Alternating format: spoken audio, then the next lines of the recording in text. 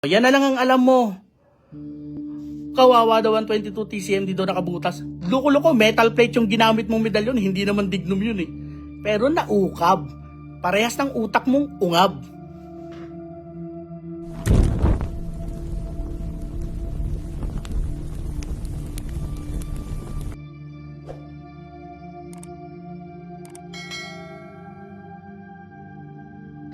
Magandang araw mga ka-horror at welcome back nga palang muli sa aking channel.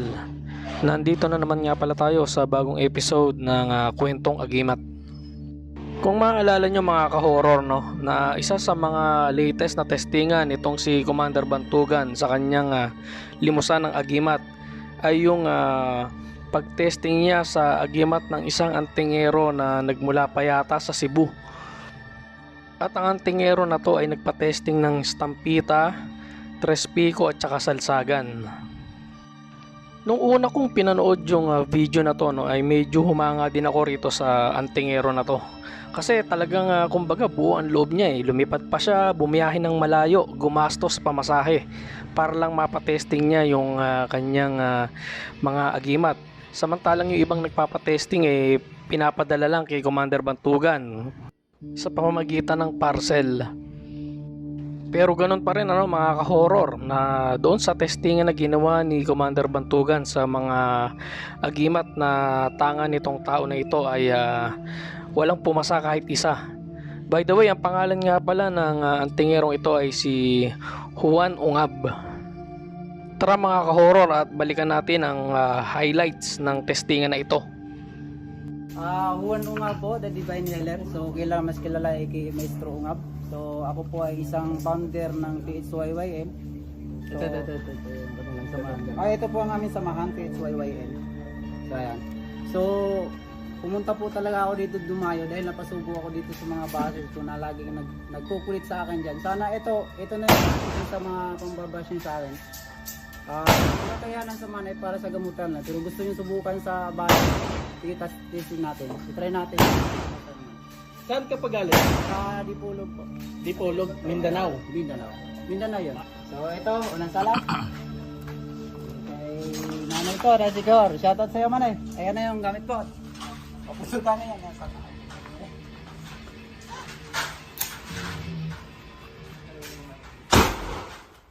What's up?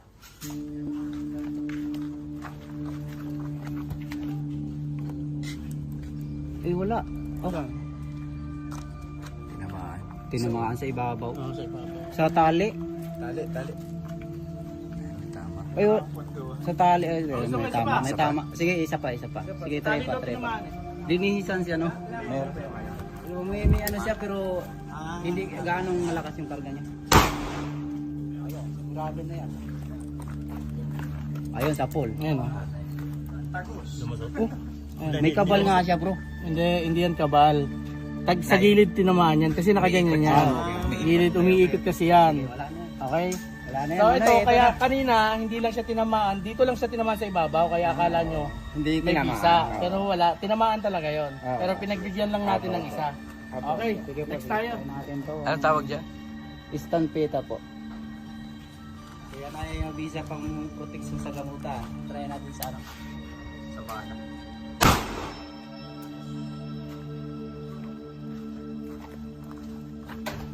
Talos ayun, wasak.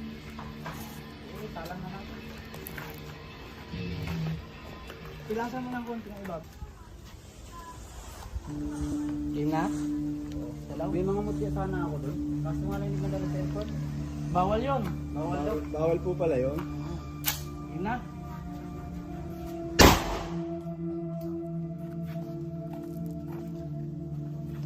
Wala. Pero meron palang isang medalyon dito na tinesting si Commander Bantugan pero hindi nakasama sa video.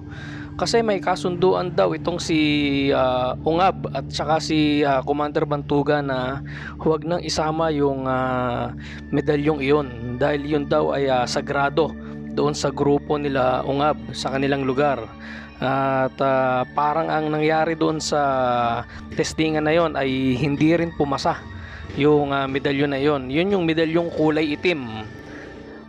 Pero matapos nga ang ilang araw ay nagkaroon ng problema itong si Juan Ungab at si Commander Bantugan.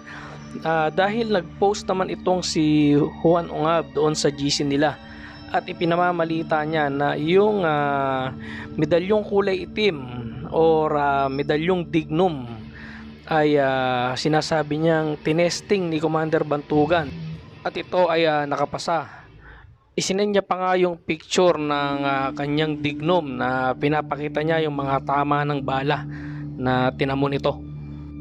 Pero nakarating naman agad kay Commander Bantugan na ipinamamalita ang araw ni Ungab na yung medalyong itim na yon o yung medalyong dignum daw ni Ungab ay pumasa sa testingan ni Commander Bantugan. Kaya naman itong si Commander Bantugan agad nag-live sa kanyang Facebook page at ipinaliwanag niya kung ano ba talaga ang nangyari. Kung mapapansin nyo mga ka-horror, doon sa testingan na ginawa ni Commander Bantugan ay may suot itong si Ungab na isang medalyon na kulay itim. Ito raw yung dignum na tinatawag nilang sagrado sa kanilang grupo. Nabanggit pa nga ni Ungab bago matapos yung video na yung suot niyang dignum na medalyon ay hindi niya muna ipapatesting kay Commander Bantugan dahil hindi pa siya 100% na sigurado sa kakayanan nito. At dahil nga ito ay sagrado sa grupo nila ay pagpapaliban muna niya ang pagtesting kay Commander Bantugan at papatesting niya na lang ito sa susunod. Subukan sana namin yung kanilang gamit, pero ano yung ano mo? Medyo nagdadalawang isip pa ako ngayon mga Kaps. So sagrado kasi ang gamit na ito. So susunod ko na lang magpapasubok ng ganitong medalyon. So may isa naman ako medalyon dito. Ito po akin po talaga nilaan para kay Boss Nick. So, regalo niya sa atin, no? Siyempre, binigay sa atin, tatanggapin natin yan ng maluwag. Di ba? So, maraming So, ito salamat po. dito, ha? So ito pong medalyon namin ay sagrado po ito. Ito po talaga yung ginagamit namin para sa gamutan lang. So may kabal siya sa mga gamutan, pero dito sa baril at patil medyo alanganin pa siya. So ano naman na natin? Siguro next time, no? Next time. Next Pero sa paliwanag naman ni Commander Bantugan sa kanyang live ay meron palang naganap na testingan dito na kung saan ay ang tinesting nila ay hindi yung dignum na medalyon, kung hindi isang medalyong itim na gawa sa isang metal plate. At ito ay pinaputokan ni Commander Bantugan ng kanyang 22 TCM na kalibre na baril. Sabi ni Baldwin, parang naalala ko to, Sir Nick, napanood ko, ito yung last suot niya na di niya pinabaril. Pinabaril po niya yung suot niya. Totoo. Pinalabas na lang na hindi. Yung pinabaril niya, pinalitan, humiram ng, ito yung totoo ha, mamatay man ako. Humiram ng medalyon dun sa kanyang member, isinuot niya. Kaya kung mapapansin niyo ang kapal nung medalyon na suot niya dun sa video. Kasi yung dignum na talaga. Pero yung metal plate, hindi ganun kakapal. Ang hindi alam ni Ungab ay napicturan pala agad ito ni Commander Bantugan ng palihim. Alam naman natin na advance mag-isip itong si Commander Bantugan. Siguro ay naisip niya na pwedeng gawa ng kwento ito ni Ungab dahil nga meron silang kasunduan na hindi i-upload yung video nung tinesting yung kulay itim na medalyon. At yun nga ang nangyari dahil nga ang pinamamalita ni Ungab doon sa GC nila ay pumasa yung kanyang medalyong dignum at isa pa ay ang pinost niyang picture dito ay hindi yung medalyon na gawa sa metal plate, kung hindi isang dignum at ginaya niya lang yung mga tama ng bala doon sa medalyon na gawa sa metal plate. Narito naman ang example ng picture ng dignum na galing kay Juan Ungab at ang picture naman ng medalyong itim na gawa sa metal plate na nanggaling kay Commander Bantugan nang napicturean niya ito noong kasalukuyan ng testingan. Ako man sa sarili ko ay masasabi ko na napakalaki ng pagkakaiba nito. Ang nakikita ko naman na motibo ni Ungab kaya niya ginagawa ang ganitong klase ng kwento o panloloko ay para pumera siya. Dahil sabi nga ni Commander Bantugan na kapag ka pumasa yung pinatesting na medalyon o agimat sa kanya ay siguradong aangat o tataas ang value ng mga agimat na nanggaling doon sa nagpa-testing. Alam nyo kung bakit nagyayabang yan? Siyempre nga naman, pag nakapasa nga naman kay Nick Banayo, tataas nga naman ang kanyang medalyon. Tataas nga naman ang value ng kanyang medalyon. Yan ang habol niyan eh. Ilan naman sa mga nagiging reklamo ng miyembro ng GC na ginawa ni Juan Ungab ay ang pananakot nito sa kanyang mga miyembro.